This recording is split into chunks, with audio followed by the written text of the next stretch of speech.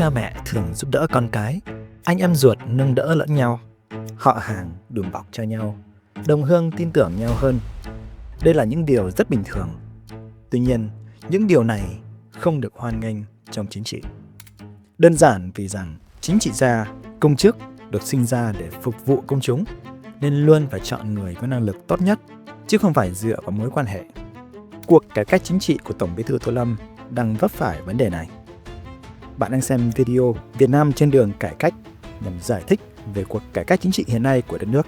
Hãy giúp Luật Khoa tiếp tục sản xuất những video này bằng cách đăng ký thành viên thông qua YouTube. Với tư cách là thành viên, bạn có thể xem trước các video trước khi công chiếu và những video chỉ dành cho thành viên. Link đăng ký thành viên sẽ được ghim ở phần bình luận.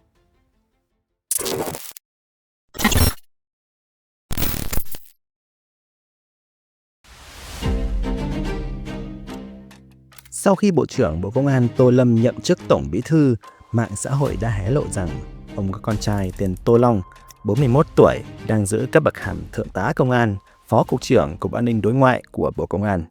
Bản thân ông Tô Lâm cũng có cha là Đại tá Công an Tô Quyền, từng hoạt động ở chiến trường miền Nam và kinh qua nhiều chức vụ khác nhau như Giám đốc Ty Công an Hải Hưng, địa phận tỉnh Hải Dương và Hưng Yên sau này, Cục trưởng Cục Cảnh sát Giao thông, Cục trưởng Cục Cảnh sát Quản lý trại giam, cơ sở giáo dục bắt buộc, trường giáo dưỡng.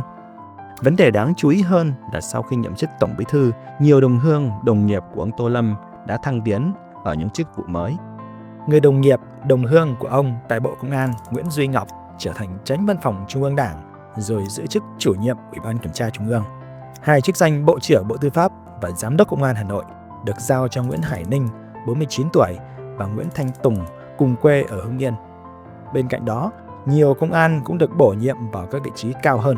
Ví dụ như Giám đốc Công an Hà Nội Nguyễn Hải Trung trở thành Thứ trưởng Bộ Dân tộc và Tôn giáo.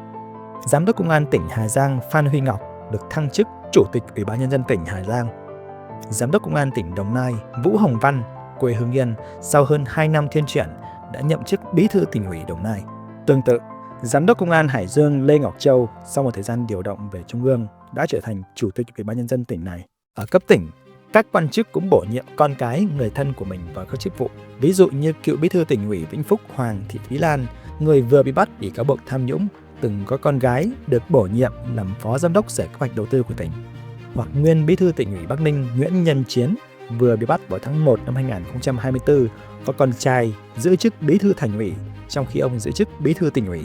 Ở cấp huyện, còn có trường hợp cả họ làm quan như tại huyện Kim Thành, tỉnh Hải Dương.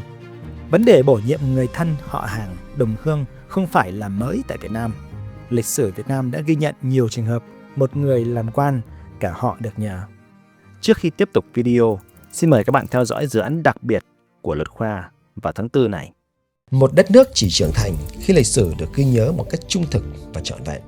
Đó là lý do Luật Khoa thực hiện dự án 1975 nhằm tái hiện lại năm 1975 qua những bản tin hàng tuần theo báo chí miền Bắc, miền Nam và quốc tế, lời kể của nhân chứng từ cả hai phía của cuộc chiến. Trong tháng 4 này, dự án sẽ mang đến những video với góc nhìn chân thực và phân tích chuyên sâu về các vấn đề vẫn còn bỏ ngỏ với công chúng Việt Nam. Bạn có thể đồng hành cùng chúng tôi bằng cách viết bài về Việt Nam Cộng Hòa, đăng ký làm tình nguyện viên dựng video và tài trợ để dự án 1975 tiếp tục lan tỏa. Mời bạn tìm hiểu thêm tại 1975.luotkhoa.com. Người nổi tiếng nhất trong lịch sử về việc bổ nhiệm người thân của mình có lẽ là Tổng thống Ngô Đình Diệm. Ông từng bị lên án là thiết lập một chế độ gia đình trị tại Việt Nam Cộng Hòa. Em trai của Ngô Đình Diệm là Ngô Đình Nhu trở thành cố vấn thân cận, điều hành lực lượng mật vụ và là lãnh đạo đảng Cần Lao Nhân Vị với các đảng viên là nhân viên của chính phủ. Vợ của ông, bà Trần Lệ Xuân, là nghị sĩ gây khuynh đảo Quốc hội. Cha của bà Xuân, luật sư Trần Văn Trương, giữ chức đại sứ Việt Nam Cộng Hòa tại Mỹ. Con rể của ông Trần Văn Trương, Nguyễn Hữu Châu, là Bộ trưởng Bộ Nội vụ. Con trai của ông Trương, Trần Văn Khiêm, từng là người phát ngôn báo chí của Tổng thống Ngô Đình Diệm. Em trai khác của ông Diệm, Ngô Đình Luyện, làm đại sứ tại Anh. Một anh trai khác của ông Diệm, Ngô Đình Cẩn, nắm giữ quyền lực vô song, trở thành một lãnh chúa tại 10 tỉnh miền Trung. Một người cháu rể của Ngô Đình Diệm, Trần Trung Dũng, được cử làm Bộ trưởng Bộ Quốc phòng. Trường hợp bổ nhiệm người thân của Tổng thống Ngô Đình Diệm cũng cần được cân nhắc thêm yếu tố gia tộc họ Ngô cũng như gia đình bà Trần Lệ Xuân có truyền thống làm quan. Những người này không chỉ có học thức, có vốn liếng chính trị, một số người về sau cũng đã phản đối nhiều chính sách không phù hợp của Tổng thống Ngô Đình Diệm. Có người đã từ chức trước khi Ngô Đình Diệm và Ngô Đình Nhu bị lật đổ. Ví dụ như luật sư Trần Văn Chương là con của Tổng đốc Nam Định. Ông Chương là người Việt đầu tiên đậu bằng tiến sĩ luật của Pháp. Ông giữ chức Bộ trưởng Bộ Ngoại giao dưới thời Đế quốc Việt Nam. Năm 1963, ông đã từ chức đại sứ tại Mỹ để phản đối các chính sách đàn áp phong trào Phật giáo của Ngô Đình Diệm. Trước năm 1975, miền Nam cũng chứng kiến nhiều trường hợp bổ nhiệm người quen của mình. Điển hình như người đàn ông cầm súng trong bức ảnh nổi tiếng này. Ông là tướng Nguyễn Ngọc Loan. Sự nghiệp của ông Loan thăng tiến cùng với người bạn thân của mình là tướng Nguyễn Cao Kỳ. Cả hai từng là bạn học tại một trường sĩ quan dự bị. Khi Nguyễn Cao Kỳ giữ chức tư lệnh không lực Việt Nam Cộng Hòa, ông Loan được giữ chức tham mưu trưởng không lực. Khi Nguyễn Cao Kỳ trở thành thủ tướng, ông Loan giữ chức tổng giám đốc cảnh sát quốc gia. Ông Loan có vai trò đáng kể trong việc trấn áp các nhóm chính trị đối lập. Sau khi Sài Gòn sụp đổ, hầu hết các quan chức, nhân viên, trí thức có năng lực của miền Nam đã bị loại bỏ, không được trọng dụng. Một thời gian sau, phần lớn thành phần công chức, trí thức, nhà khoa học, kể cả đội ngũ y bác sĩ đã rời bỏ miền Nam. Sau đó, vấn đề bổ nhiệm người thân gần như mờ nhạt dưới chế độ xã hội chủ nghĩa. Việc bổ nhiệm quan chức được thực hiện theo một cách khác hơn, và chính cách này đã để lại một hệ thống hành chính công đồ sộ, kém hiệu quả cho đến tận ngày nay.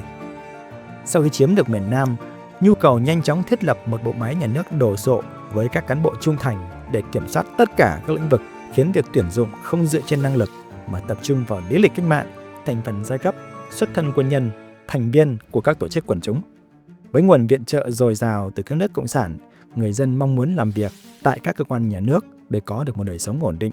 Việc tuyển dụng không có kiểm soát này đã tạo ra một đội ngũ công chức đồ sộ với năng lực kém. Sau khi nguồn viện trợ từ các nước cộng sản không còn nữa, nhà nước đã mở nhiều đợt tinh giản cán bộ. Tuy nhiên, trong những thập niên gần đây, vấn đề bổ nhiệm người thân cận vào các vị trí một cách có chủ đích lại trở nên nghiêm trọng đối với lãnh đạo Đảng và cả công chúng. Điều này có thể xuất phát từ việc chuyển đổi sang nền kinh tế thị trường Việt Nam, thu hút nhiều nhà đầu tư, công trình, dự án. Trong khi đó, các quan chức giữ một vai trò quyết định trong việc cấp phép đầu tư, chọn nhà thầu, bảo kê cho các dự án. Việc bổ nhiệm người thân quen sẽ giúp tạo ra một mạng lưới quan chức trung thành, dễ dàng bỏ qua, bao che cho các sai phạm của nhau. Do đó, việc bổ nhiệm cán bộ là người thân quen thường được xem là vì lợi ích cá nhân hơn là vì lợi ích của công chúng. Mặt khác, các quan chức còn có thể bổ nhiệm người thân của các quan chức khác như một sự dàn xếp chính trị. Điển hình là vào năm 2016, sau khi Thủ tướng Nguyễn Tấn Dũng từ chức, con trai của ông là Nguyễn Thanh Nghị đã được phép gia nhập Ban chấp hành Trung ương Đảng, trong khi giữ chức Bí thư Tỉnh ủy Kiên Giang, quê nhà của ông Nguyễn Tấn Dũng.